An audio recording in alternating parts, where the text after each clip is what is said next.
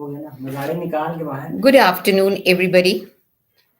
Today I'm going to talk to you about John Milton's famous epic, Paradise Lost. Book 1, prescribed in your BA course. Now, you all know John Milton, you all must have studied him. And in fact, sometimes the poems of John Milton are prescribed even in your courses of intermediate or high school. But if you have not read John Milton, well, let me tell you that John Milton is a religious poet who belongs to the 17th century. He was born on 9th December 1608 and he graduated and did his master's from the Cambridge University. He was a Protestant, and in fact, he was belonged to the school of Puritanism. And let me tell you something very, very important about John Milton. He was an excellent scholar and very well versed in a number of languages. And in fact, from his early age, after doing his master's, he did his private studies.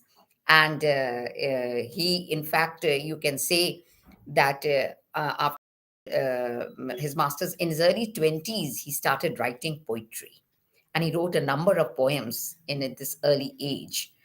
And later on, he wrote this famous epic, Paradise Lost and Paradise Regained.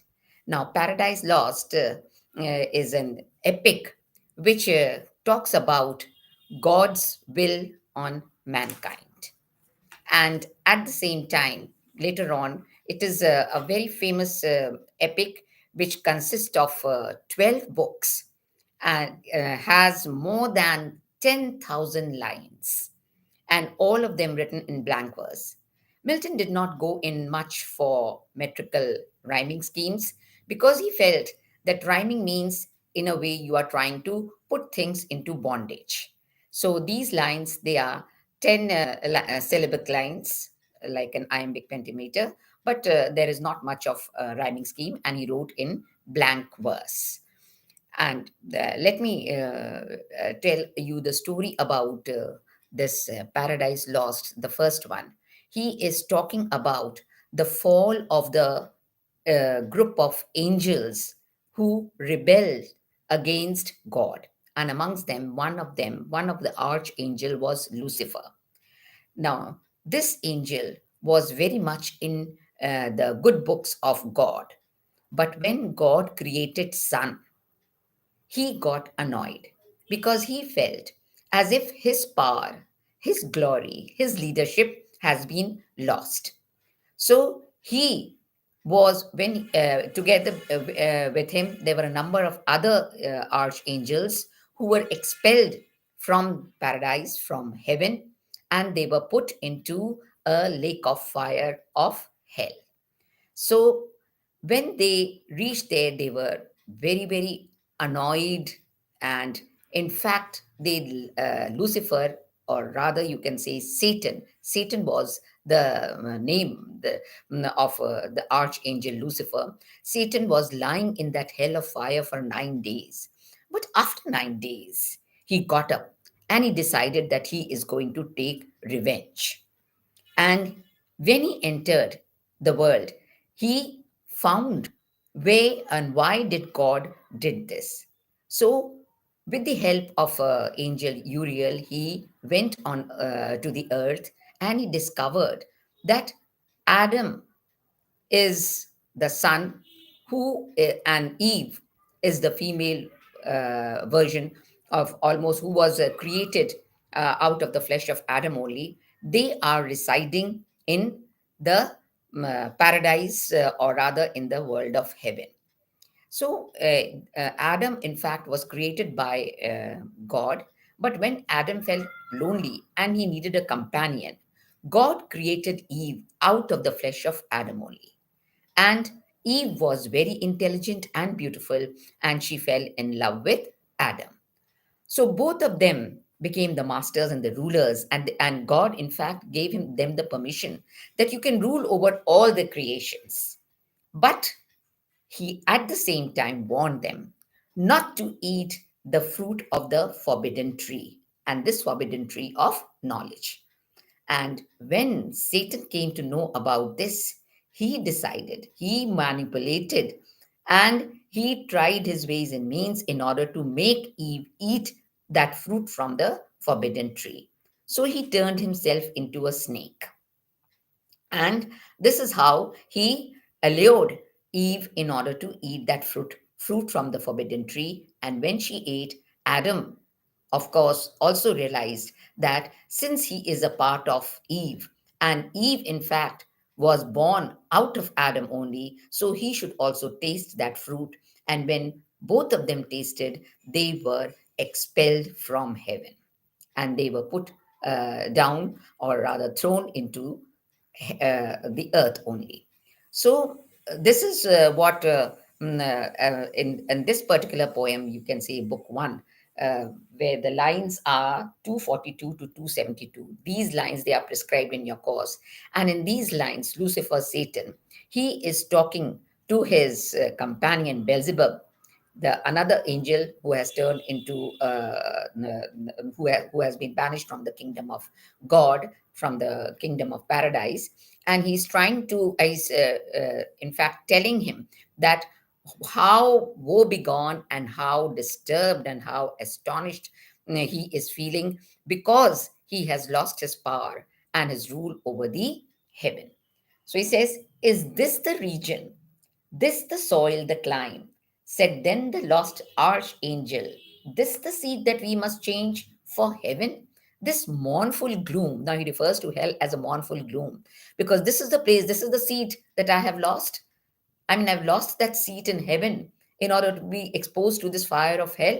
So, is this the seat where, or this the center where I am going to be the ruler for that? And in exchange, he calls it in exchange for that celestial light. And that celestial light is nothing but that ethereal light of heaven, where everything was good and shining. Be it so, since he who now is sovereign can dispose and bid. What shall be right? Farthest from him is best, whom reason had equaled, force had made supreme above his equals. So decides. Satan says, well, all right. If I am ruling in this world of hell, why should I feel lost? I should exercise my power out here. I should be bold enough. I should find myself equal to others. And at the same time, I should regard myself as a supreme being, as a sovereign being, or a sovereign ruler out here in hell. And farewell, happy fields where joy has ever dwells. Now he calls happy fields. Happy fields is a reference to heaven only. And happy fields, I mean, it is not the fields that become happy, but it is the people who are living in that particular atmosphere, in that particular environment, that give him happiness. So he says, farewell to these happy fields, because farewell to the paradise, he says, hail or horrors, hail infernal word, and thou profoundest hell. Receive thy new possessor. Now hail, he's welcoming. He is welcoming this horrors of the horrid world. That is the hell, he says.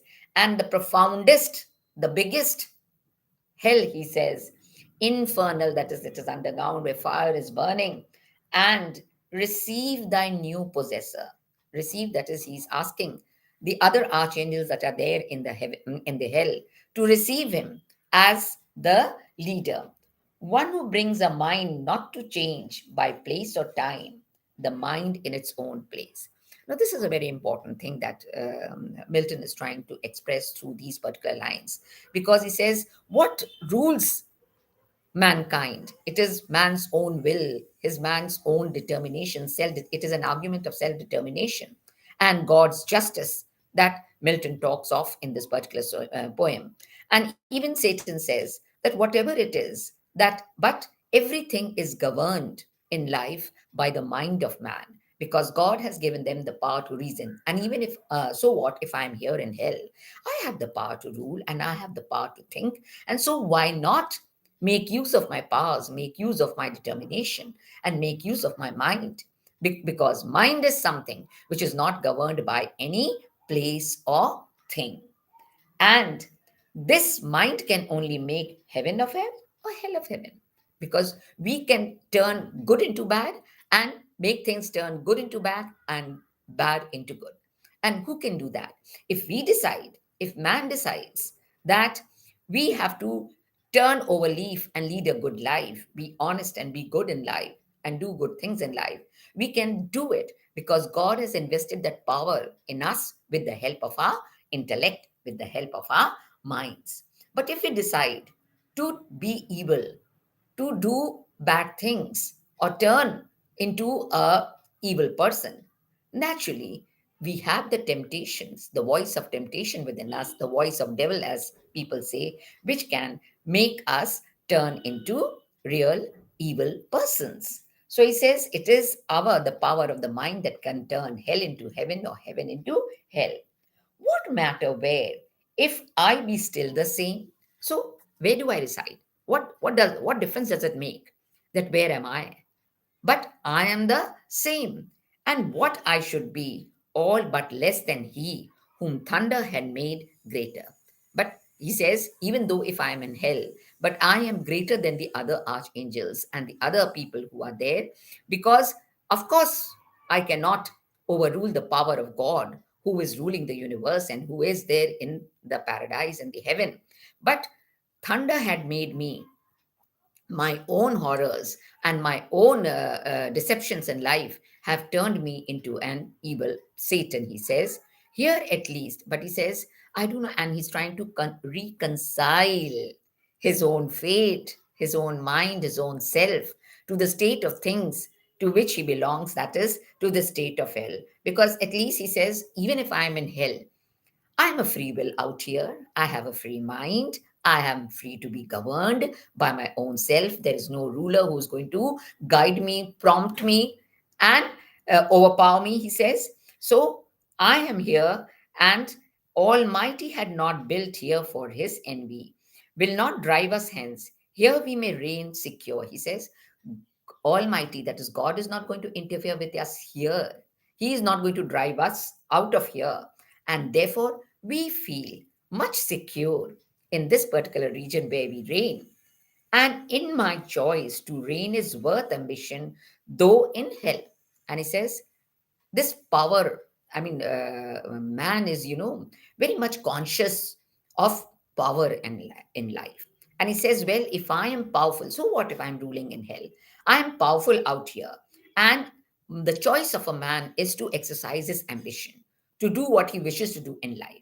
And if I want to overpower others, if I want to be the best, why cannot I exercise my ambition here in this particular field, that is here in hell only? I am a free will to do so. And better to reign in hell, he says, than serve in heaven. But wherefore let we then, our faithful friends, the associates and co partners of our laws, lie thus astonished on this oblivious fool. So he says, well, it is better to reign here. That is, rather than living in subservience to God in heaven, I will prefer to have my ambitions fulfilled here in hell. And so he says that it is better and worthy for me to reign here in heaven rather than in hell rather than in heaven. And not only, and and I should have a galaxy of friends, over whom I can exercise my powers. So all my co-partners and my co-friends and my colleagues, you can say, who are here, all the other archangels who have been banished from heaven, he is admonishing them, or rather, he is invoking them all to come together. His all associates should come together, his co partners should come together, who are lying astonished and surprised in this pool of oblivion, that is, in this pool of forgetfulness, he says, and call them not to share with us their part in this unhappy mansion. That is, it is not that I'm asking them to share their own gloomy parts, their own gloomy lives in this particular mansion, unhappy mansion. He calls hell an unhappy mansion. But unhappy in the sense because you're not getting all the good things that you used to get in heaven. Or once more with rallied arms to try what may be yet regained in heaven, or what more lost in hell. And he said, with rallied arms, that is, all of us assembled together. That is, let us make use of those mobilized powers that we have in our hands, and that with the help of that, we must be, he is imploring all his archangels and all his co-friends. He says to raise themselves, he exhorts them to, he's in fact, he suggests that all these fallen angels and all my co-partners should be exhorted to try and regain what they have lost in heaven. So Satan spoke, and him Beelzebub thus answered.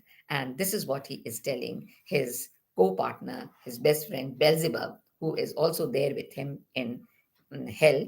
And thus all of them agree with Satan in order to exhort their own selves in order to regain whatever they had lost in heaven and regain it here in hell.